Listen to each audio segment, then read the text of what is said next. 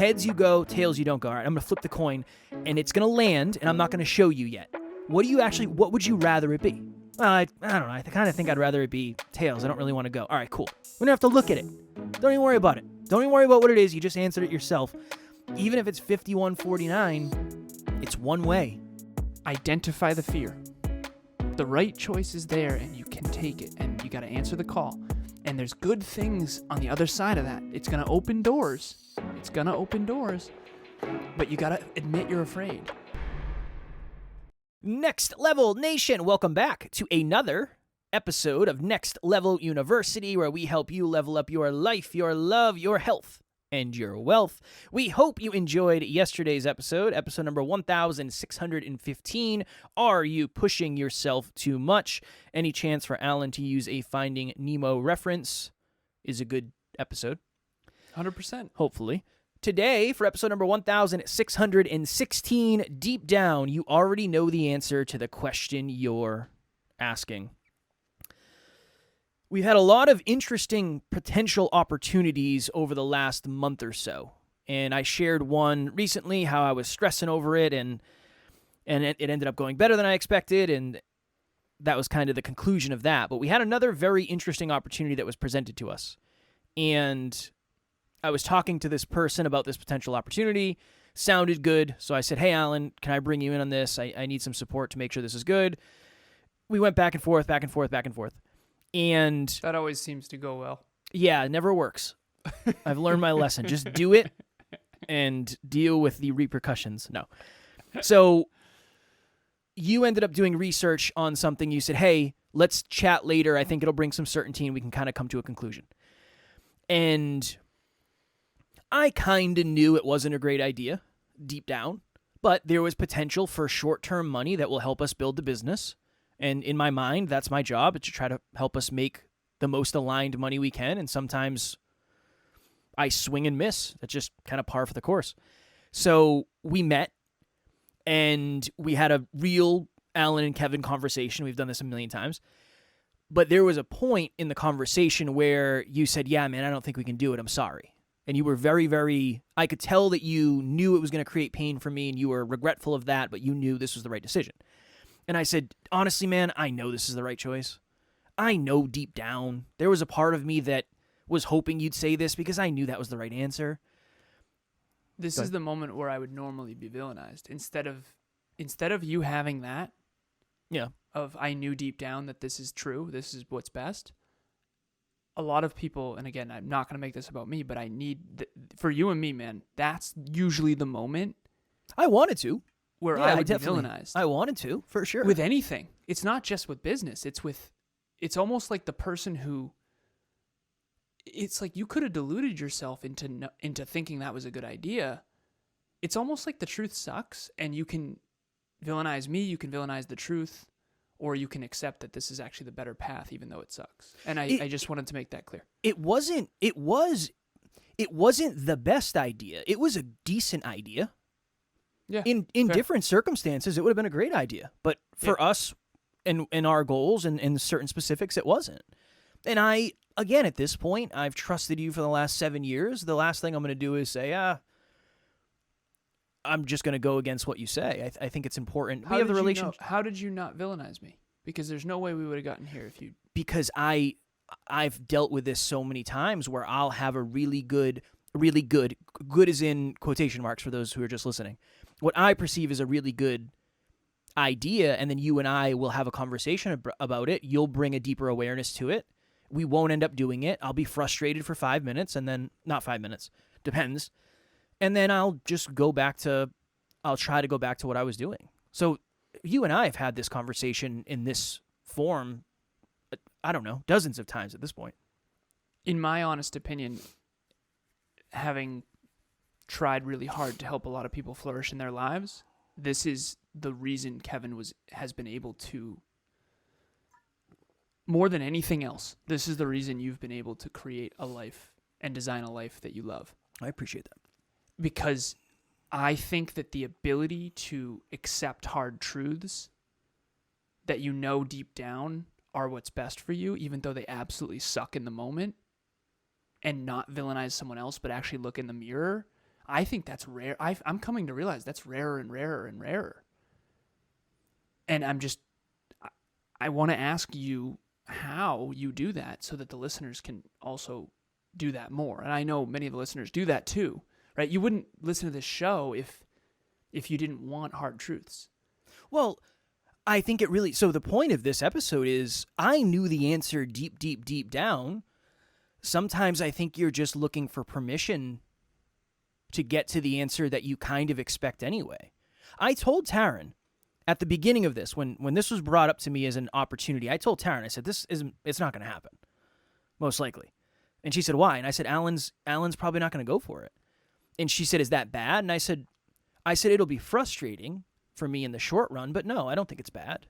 I think it's probably what's best. I just can't see that far into the future. This is a really good example of this. Next time you have a decision to make, and I've never actually done this, but I've been thinking about this for a long, long, long time. Maybe I've done it in the past, I don't know. Next time you have a decision to make and you don't know yes or no, or go or don't go, or whatever it is, buy it or don't buy it, whatever it is, flip a coin. And when that coin is in the air, figure out what you're actually wishing for.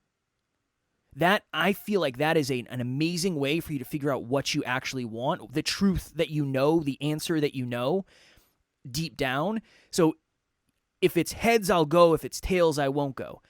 I don't really care. I don't really care that much. If it's heads, I'll go. If it's tails, I'm not that invested. When that coin is up in the air and you're thinking to yourself, I really hope it's heads. Or when it lands on tails, how do you feel? Are you okay with the fact that you're not going now? Or did you actually want to go? You just weren't willing to admit it. Or you needed the permission from something else. That's really what I want to talk about here. Here's another, real quick. I got a message from someone yesterday. And this person's an entrepreneur. And they said, I got this really, really, really good job offer with a really, really, really high upside. And I just tried to listen to what this person was saying to me. And they said, what do you think? And I said, you know the answer. You're just looking for me to say the same thing that you're saying. And that really was the conversation. And we got to the end, and the resolution was, yeah, no, it sounds really good. It's a really heavy temptation, but I know I'd regret it. I know. Yeah, it's always easy road. Remember we used to do episodes on the Hyperconscious podcast? This was always your idea. You always said there's the right choice, and then there's the easy choice. Yeah. You used to say that all the time. I've forgotten a lot of my good quotes from back in the day. I was thinking about this the other day, too. You have another quote. Your life... Wait, the imagination one. Let me do it. I want to see if I can pull this off. Oh, excuse me. Your life becomes the parts of your imagination you hold on to the longest. No. I was thinking about that yesterday. You absolutely butchered it. Did I never really? say it again? No, you didn't butcher it. Your reality becomes the parts of your imagination that you hold on to and pour into the longest. I couldn't just say hold on to because you got to do something about it. You got to do some effort, though? You have to do some effort. But before I let Alan speak... I'll have to be out then. You're out. For that reason, I must be out. You've been asked questions more than I have because you've done more coaching. Yeah, you've done more coaching, specifically career, relationship, identity, mindset, fitness, peak performance. I'm sure you get it a ton where people come and ask you a question and they're just looking for reaffirmation or guidance with an answer that they already kind of know deep down. Yeah. The deep down knowing is something that I've brought this concept. This is Emilia's concept, and it's so good. Shout out to Emilia. Shout out to Emilia. She's brought more value to my life than I can probably articulate. It's unbelievable. There's this concept called a tertiary truth. She said that to me one time. She's like, Alan, that's a tertiary truth. I was like, what do you mean? What she means is deep down, it's a story I'm telling myself. We did an episode recently about the story you're telling yourself versus the truth. Yeah. A tertiary truth is, I'll use this as an example. One time early in our relationship, we were late at night and I was falling madly in love with her. And I was scared because love for me is the scariest thing in the entire world because it's so vulnerable and I've been very hurt. And intimate relationships for me had never felt easy, except for with her, which is the irony of this. But she said, what's the matter? What's going on? Are you okay? And I said, oh, no, I'm just tired. And then I, turned over. We were going to go to bed. And I was like, you're not tired. You're not even a little bit tired. You're staring at the wall, freaking out. And so that was my tertiary truth. I'm just tired. No, you're not. What's underneath that?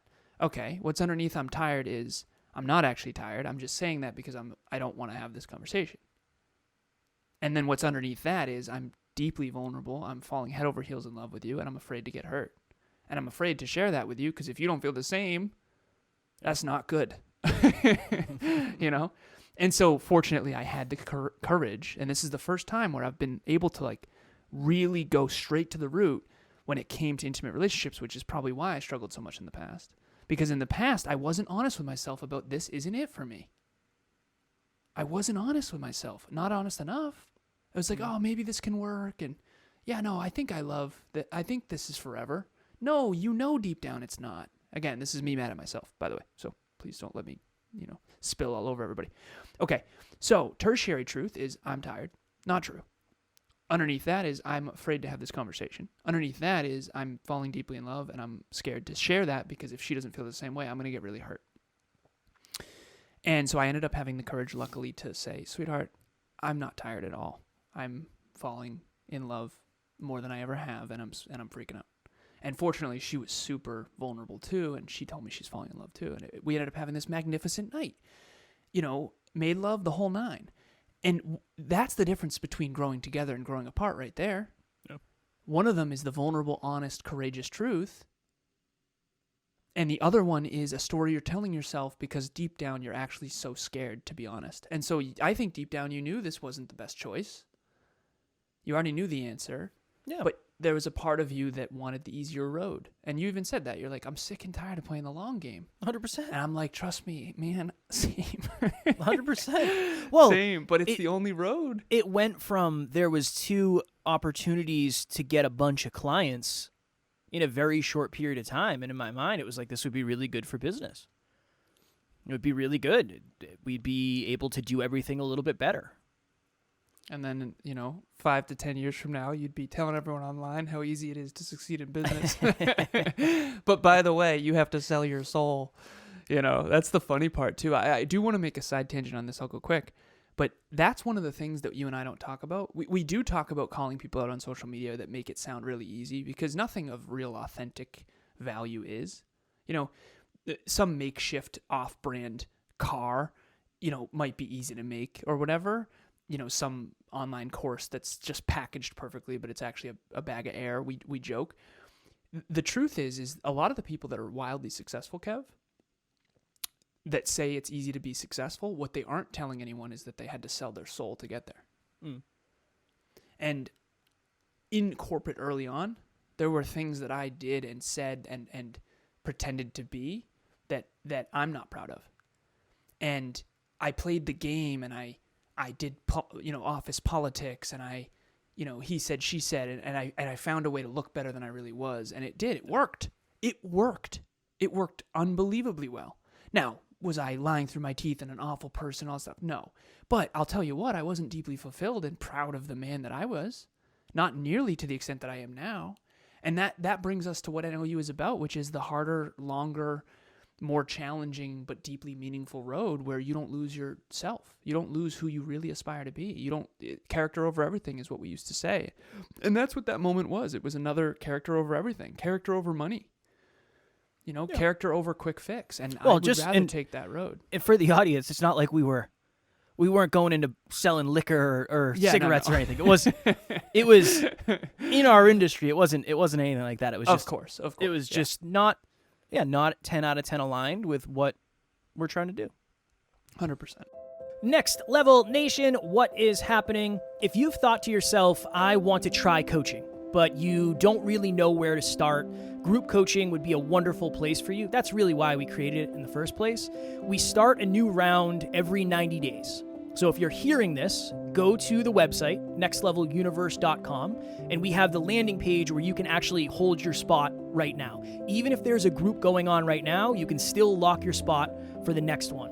The biggest thing that we've seen is as we get closer and closer to the date, unfortunately, some people end up missing.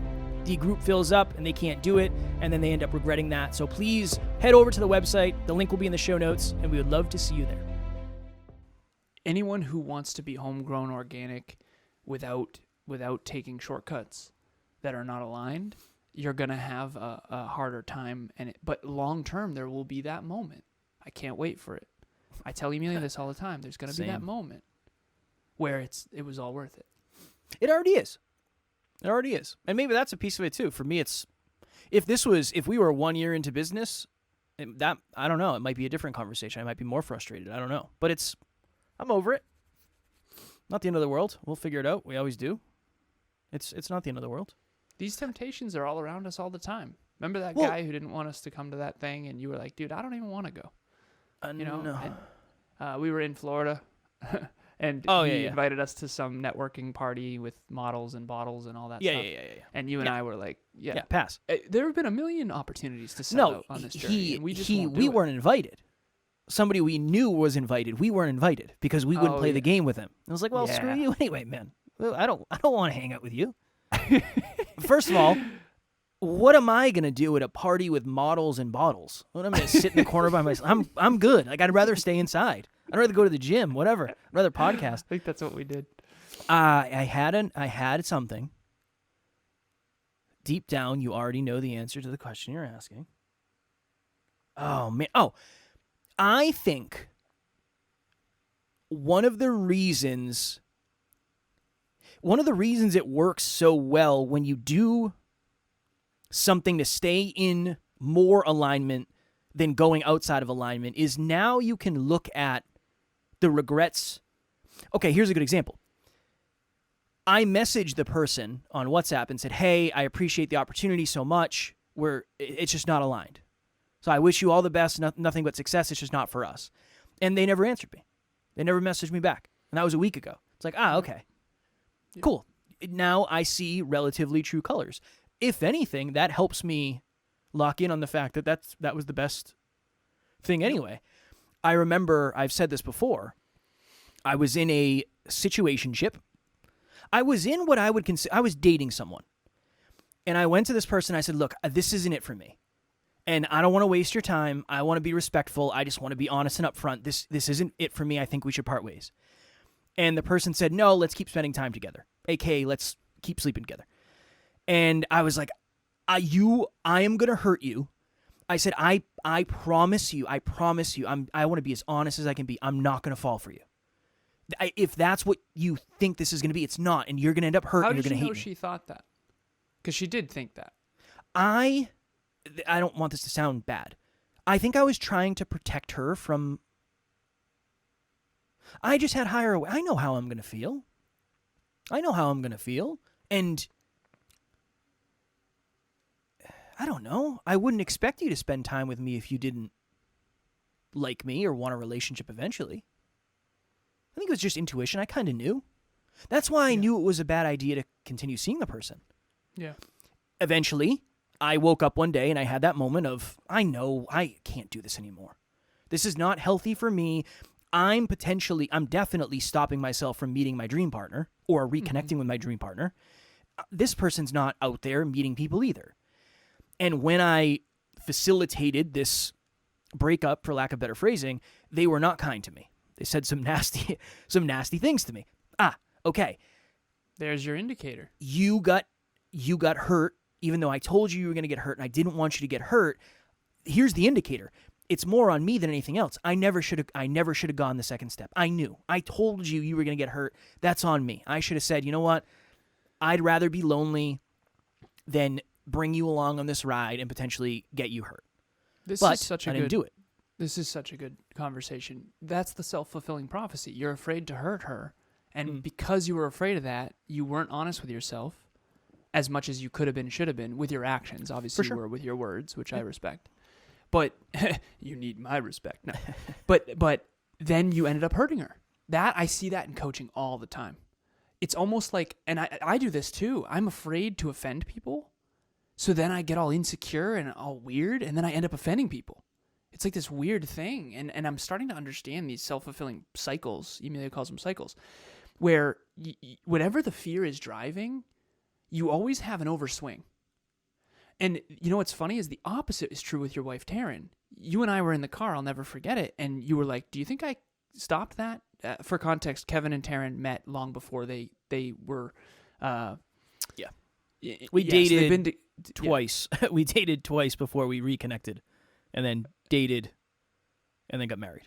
And so way back, I remember you being in the car with me talking about Taryn. Mm-hmm. This is before you guys were official and all that, before you reconnected. And you were like, does it sound like I closed the door on that too quickly? And you already knew the answer. Yeah. The answer was yes, you're a coward. I didn't say that. I probably should have, though. I think you might have. I don't know. I don't know if I said it like that. I doubt I said it like that. Well, definitely not like that. But. I think I said it does sound like you didn't let that run its course. You know, well, you did. Yeah, you very clearly ran away. This is a good example.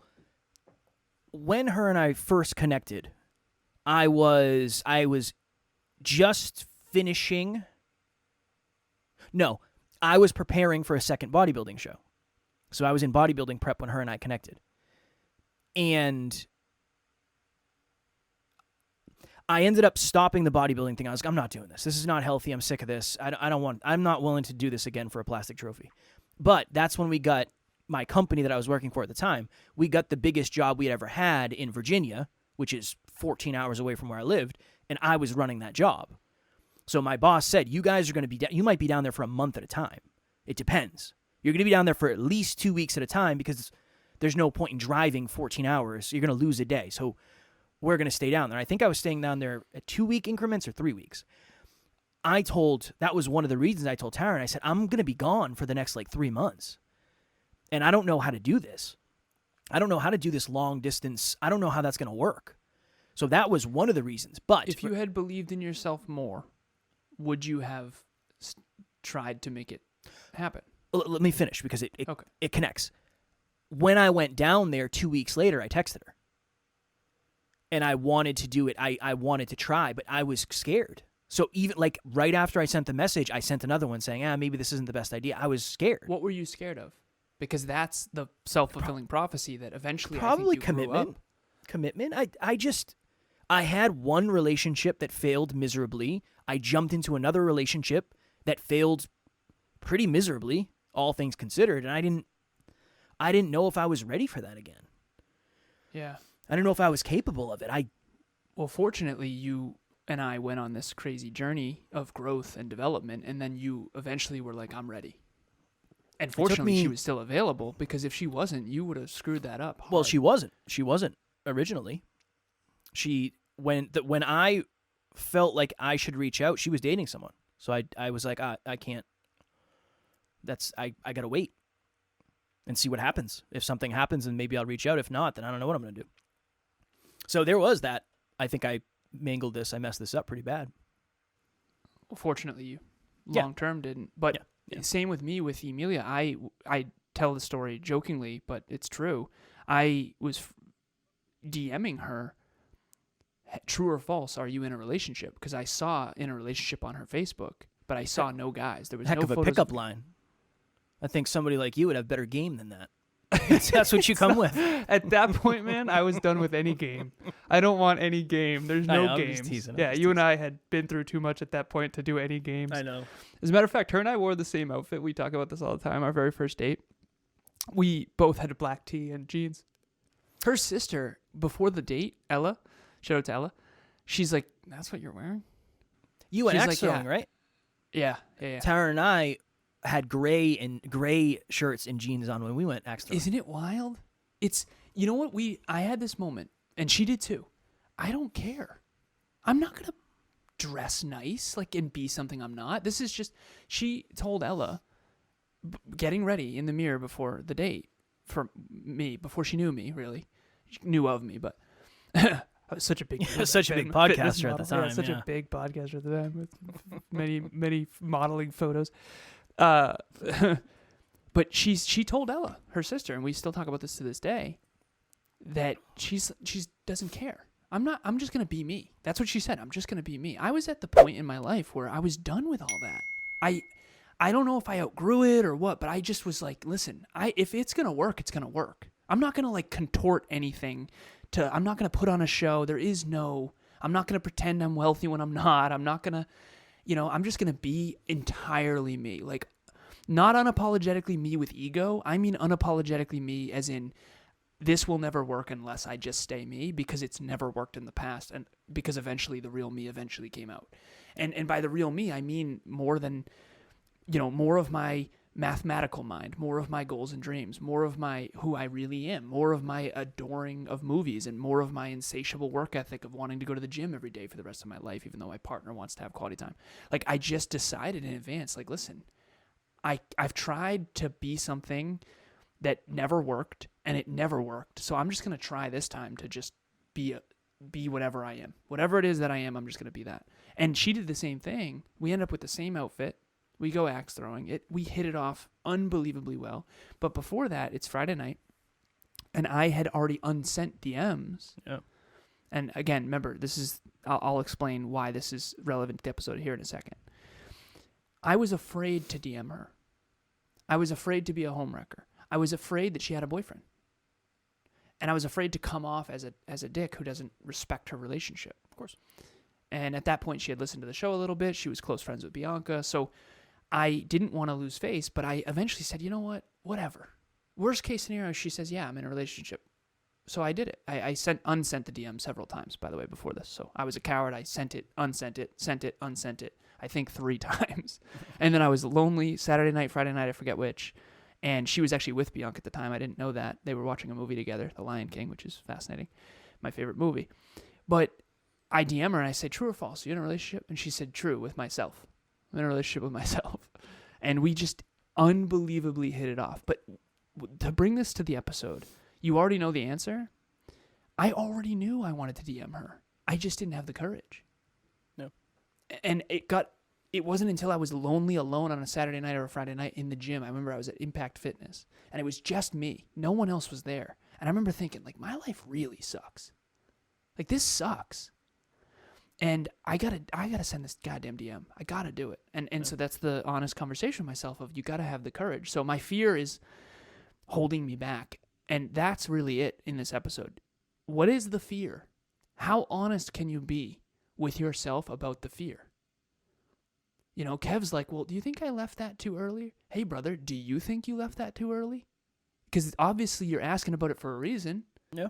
So you deep down, you already knew the answer. Yes, you ran away instead of actually letting it play out and see what happens. Well, I was afraid, much like you alluded to there. This is my next level nugget is this. But guys don't get scared. Yeah, right. Especially tattooed bodybuilders who love fighting. They don't ever get scared. I'm terrified all the time. That's my existence. This would be my next level nugget.